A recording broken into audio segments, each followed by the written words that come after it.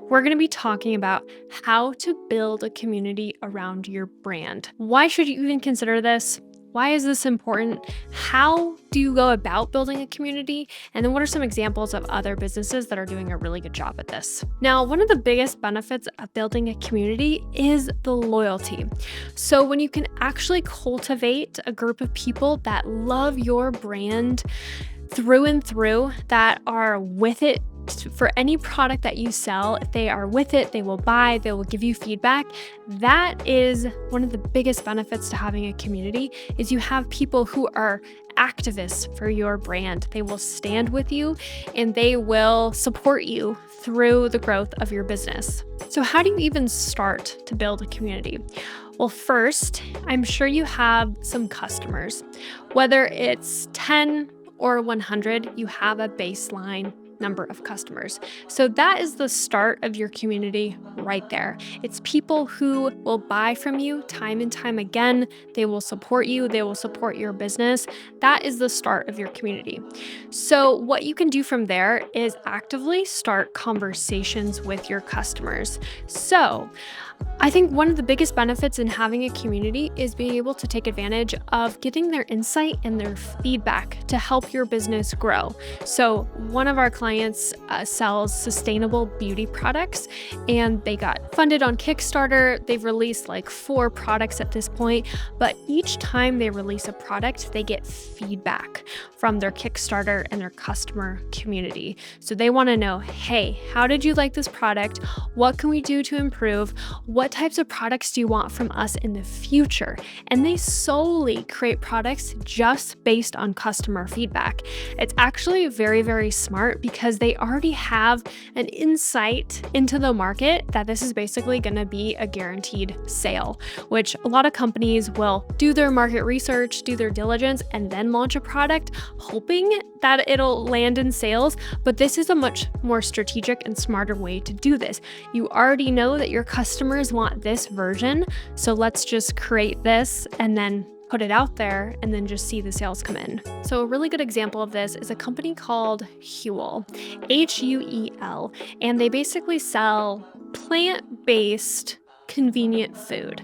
So the reason I like this company and I think they're doing a really good job is because they've created a community around their brand, around their products, because they know their target audience inside and out. They know exactly what types of products that they want.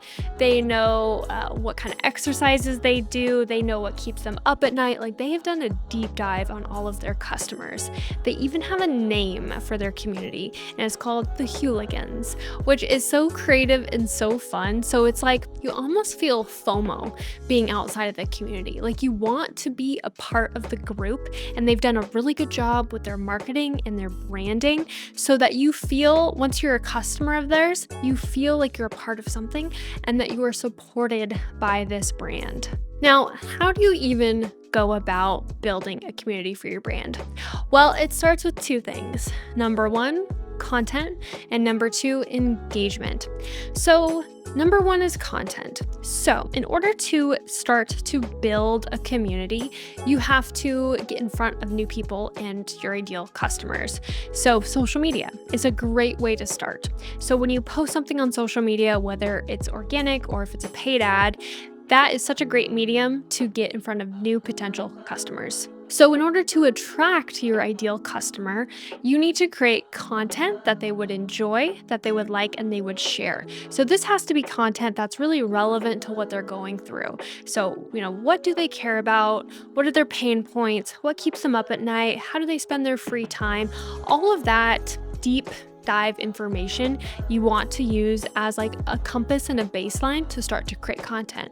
So when you create interesting, fun, valuable content that they like and that gives them value, gives them education, then you can start attracting them to your social media profile. And that is one step closer into having them become a paying customer. So the second thing is going to be engagement. So on social media specifically is actually taking the time to communicate with them, to engage with their content and show them that you are showing up, you're a part of the conversation, you want to learn more about them. So social media can be a great way of doing this through Instagram stories, through comments, through posts, even just polling them to see like what type of content do they want to see, what type of products do they want, and at least opening up that conversation that you are human, you are a brand, you want to show up for them, and you're not just distant from them. You really want to be involved and participate in the community. Now, these two tactics work wonderfully together. They're besties. I can't say I would recommend doing these by themselves because if you think about it, if you got the engagement part dialed, you can start to build a community, but you're not going to see it to its fullest potential if you're not creating really interesting content that gets them interested and gets them engaged. And then on the flip side, you could have the most amazing content targeted towards your ideal customer, but if you're not engaging with them, they don't see that you're a brand, that you're human, that you want to have these conversations, it's just going to fall flat. So you really need to have both of these tactics to see a lot of success with building an online community. So at the end of the day, community is all about relationships. It's all about opening up those conversations and showing your customers that as a brand, as a business, you care. You want them to be happy and you want to set them up for success.